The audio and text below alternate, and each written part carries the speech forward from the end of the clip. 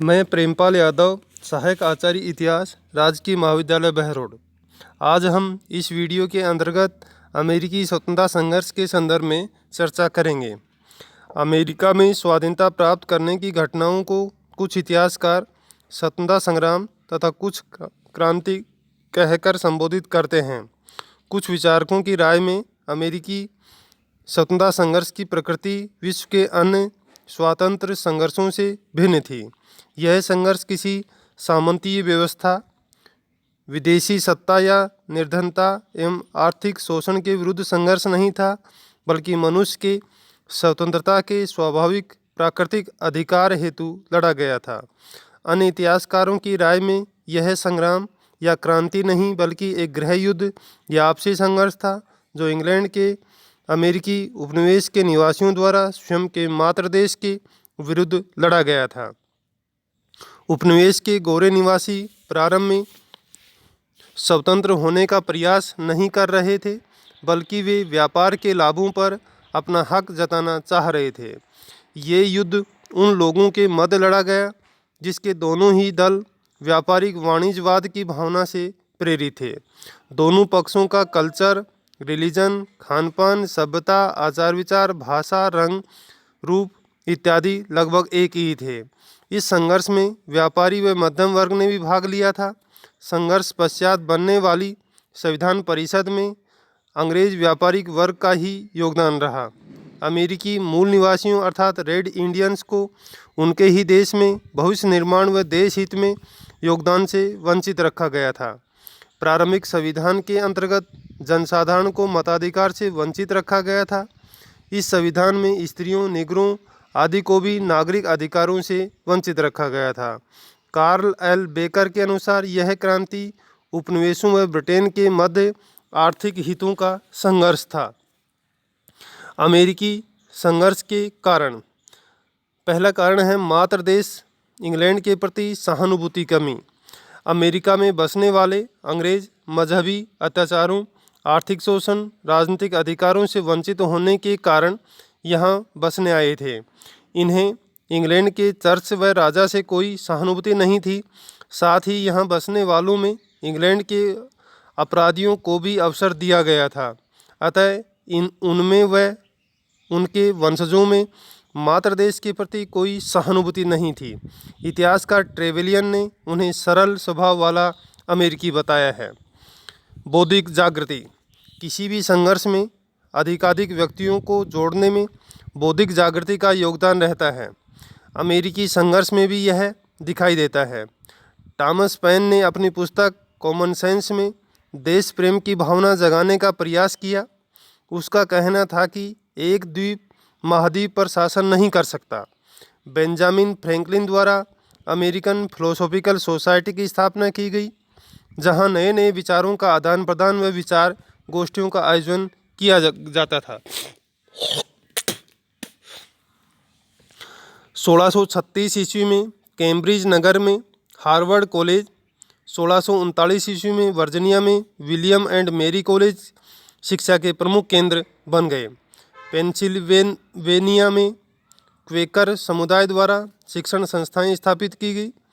बौद्धिक चेतना के विकास में James Otis, Patrick Henry, Samuel Adams का भी महत्वपूर्ण योगदान रहा। शिक्षा एवं पत्रकारिता ने भी बौद्धिक चेतना में महत्वपूर्ण भूमिका निभाई। 1636 ईस्वी में हार्वर्ड कॉलेज की स्थापना हुई। 1704 ईस्वी में बोस्टन में पहला समाचार पत्र बोस्टन न्यूज़ लेटर प्रकाशित हुआ। 1765 ईस्वी तक समाचार पत्रों की संख्या 25 तक पहुंच गई। शिक्षा एवं समाचार पत्रों का जागृति में विशेष योगदान रहा। अगला कारण गवर्नर व स्थानीय परिषद में तनाव। उपनिवेशों की शासन व्यवस्था गवर्नर और उसकी कार्यकारिणी द्वारा संचालित होती थी। ये दोनों सम्राट के प्रति उत्तरदायी थे, लेकिन स्थानीय गोरे लोगों की विधान परिषद इनके हस्तक्षेप को उचित नहीं मानती थी। अतः ये विधान परिषद में गवर्नर और उसके पक्षधर जजों के वेतन भत्तों की वृद्धि के विधेयक पर रोक लगा दिया करते थे। इससे शासकों व शासितों में तनाव बना रहता था। सप्तवर्षीय युद्ध का प्रभाव। सप्तवर्षीय युद्ध 1757 से 1763 ईस्वी के मध्य में जो लड़ा गया था, यह युद्ध इंग्लैंड व फ्रांस के मध्य लड़ा गया था। इसमें इंग्लैंड को निर्णायक विजय प्राप्त हुई। अमेरिका में फ्रांसीसी सत्ता का अंत हो गया। अमेरिका स्थित सभी फ्रांसीसी उपनिवेश इंग्लैंड के अधिकार क्षेत्र में आ गए। इस युद्ध ने औपनिवेशिक सैनिकों को उनकी शक्ति का एहसास करा दिया। यहाँ के निवासियों को अनुभव हो गया कि ब्रिटिश औपनिवेशिक शासन के साथ चिपके रहने में अब कोई फायदा नहीं है। इस कारण इनमें धीरे धीरे तनाव बढ़ता गया। सप्तवर्षीय युद्ध में फ्रांस की पराजय से जो उत्तरी अमेरिका के क्षेत्र इंग्लैंड के पास आए, उनमें फ्रेंच कैथोलिक और मूल निवासी रेड इंडियंस की संख्या ज़्यादा थी। रेड इंडियनों और इंग्लैंड वासियों में शुरू से ही तनाव की स्थिति बनी हुई थी, अतः इंग्लैंड द्वारा उन्हें कुछ आरक्षित क्षेत्र दे दिया गया। इससे उपनिवेशों का प्रसार रुक गया। उपनिवेशों का खुला वातावरण।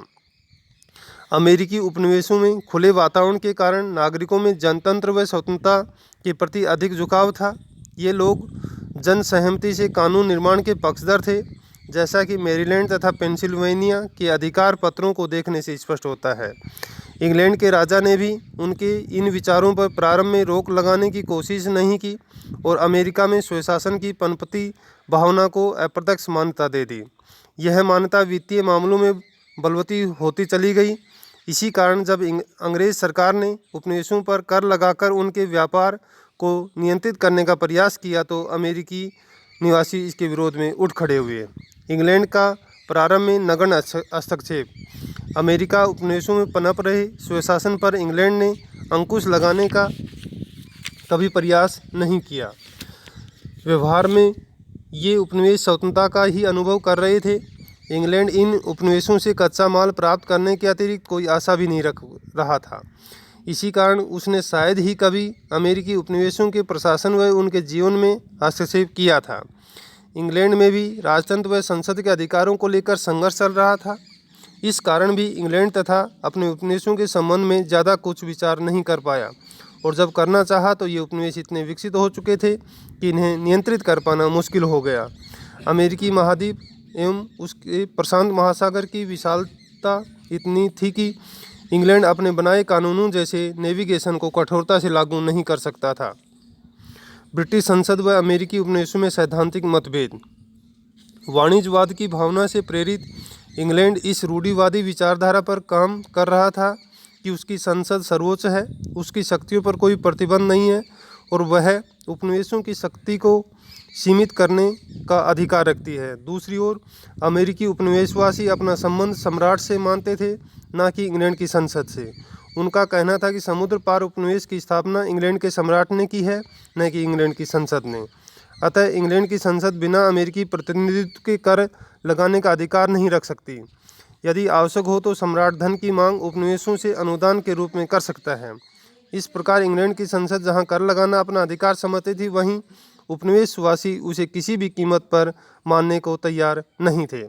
जार तृतीय के सम्राट और ग्रेनविले के प्रधानमंत्री बनने पर इंग्लैंड को यह एहसास हुआ कि उपनिवेश तो मातृ देश के लाभ हेतु होने चाहिए, लेकिन अमेरिका में इसके उलट इंग्लैंड को खर्च करना पड़ रहा है। अतः उन्हें तय किया कि अमेरिकी उपनिवेशों से शासन व्यय के साथ साथ संरक्षण व्यय भी वसूला जाना चाहिए।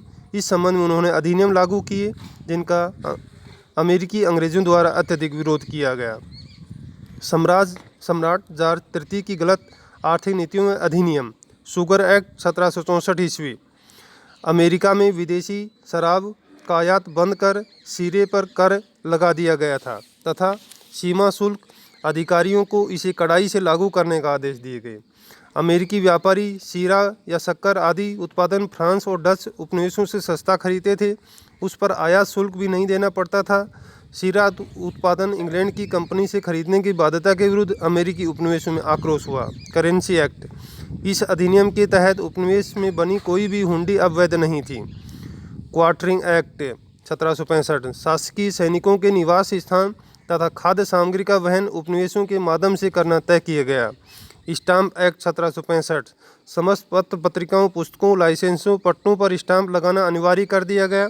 यद्यपि यह व्यय बहुत कम था, लेकिन सर्वाधिक विरोध इसी अधिनियम का हुआ। उपनिवेशों ने बिना प्रतिनिधित्व के कर नहीं का नारा बुलंद किया। अधिक विरोध होता देखकर इंग्लैंड के द्वारा इस एक्ट को समाप्त कर दिया गया। चाय एक्ट 1767। इंग्लैंड के वित्त मंत्री टाउनसेंड ने कांच रंग चाय पर आयात कर लगा दिया। इनसे होने वाली आय का उपयोग गवर्नर तथा उसकी कार्यकारिणी पर ही करना था।